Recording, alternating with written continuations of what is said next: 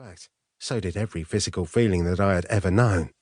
I no longer felt the cool breeze that moved my mother's hair or the sun that shone down overhead. I couldn't even feel the slick mud or sharp rocks beneath my plimsoll-covered feet. That was the first indication that I'd messed up. The second indication was when my eldest brother, in his rage and sorrow, picked up his oar and threw it directly at my chest. I'd flinched, like any normal person would do, but I needn't have bothered, because the oar sailed straight through my now non-existent body without so much as a rush of wind and clattered loudly to the floor behind me. That was when I knew I was totally, utterly and royally screwed. Chapter 1. Rider. Around 2,000 people die every day in the United Kingdom alone. That amounts to a staggering 600,000 lost souls per year. I'd never really thought about mortality much before. You don't question your existence when you have one. It's when you cease to exist that you begin to question everything. Most souls, the lucky ones in my opinion, move on to their next journey. Some, like me, don't do what they're supposed to. They fight the light and then get stuck here, alone and unnoticed amongst the living. I'm not sure if there's a technical term for what I am. I refer to myself as a wanderer, because that's pretty much all I do all day. Wander aimlessly.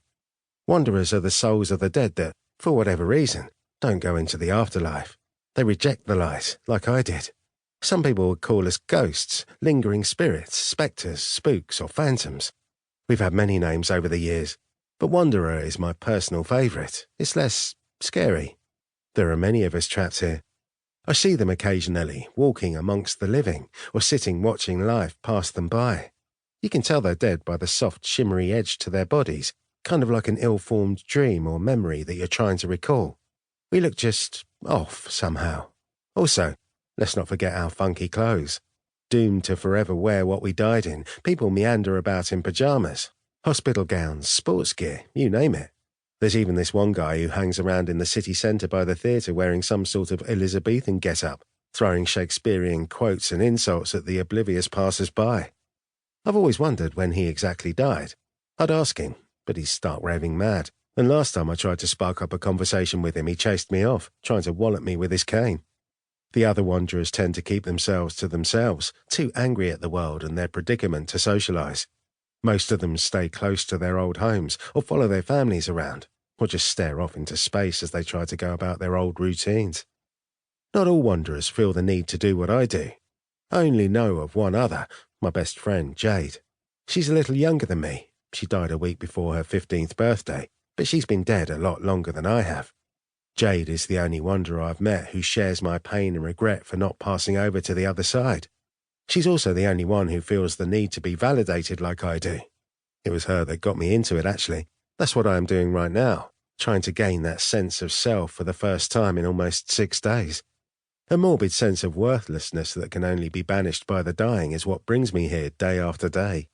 I look up at the large brick building, the local hospital, and take a deep breath, wishing I could feel the chilly October air fill my lungs. Shoving my hands into the pockets of the thick, waterproof jacket that I'm perpetually stuck wearing because it was my garment of choice when I died, I step into the building and immediately turn left.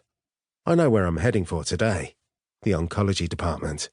Rupert Brown is on palliative care and has been clinging to life for the last few days.